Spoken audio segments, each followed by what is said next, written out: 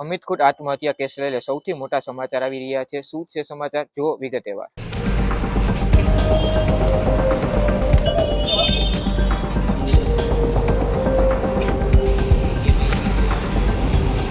નવજીવન news ઉપર હું છું ક્રિશ પટેલ।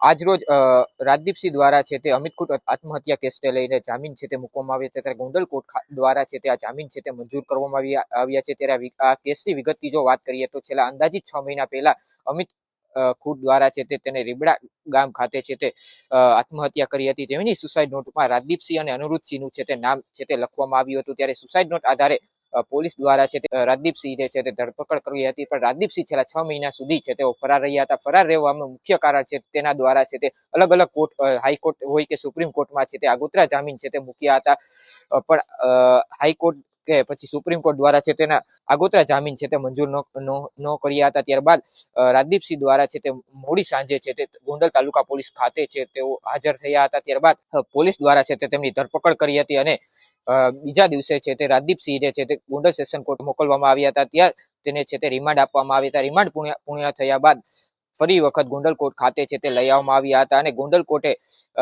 રાજદીપસિંહને છે તે જુનાગઢ જેલ ખાતે છે તે મોકલવામાં આવ્યા હતા। ત્યારબાદ જુનાગઢ જેલ ગયા બાદ રાજદીપસિંહે છે તે ફરી વખત એક જામીન છે તે અરજી મૂકી હતી। ત્યારે આજરોજ છે તે બંને પક્ષોની દલીલ છે તે સાંભળી હતી। ઉલ્લેખનીય છે કે અમિત ખૂટ આત્મહત્યા કેસને લઈને પીપીની છે તે નિમણૂક છે તે કરવામાં આવી હતી। ત્યારે પીપી દ્વારા છે તે આ કેસને લઈ અને ધારદાર છે તે રજૂઆત કરી હતી। ત્યારે સામે પક્ષના વકીલો દ્વારા પણ છે તે ધારદાર છે તે રજૂઆત કરી હતી। ત્યારે આ કેસમાં તમામ પુરાવો અને આધારાઓ જોઈ અને કોર્ટ દ્વારા છે તે આજે રાજદીપસિંહને છે તે જામીન મુક્ત કરવામાં આવ્યા છે।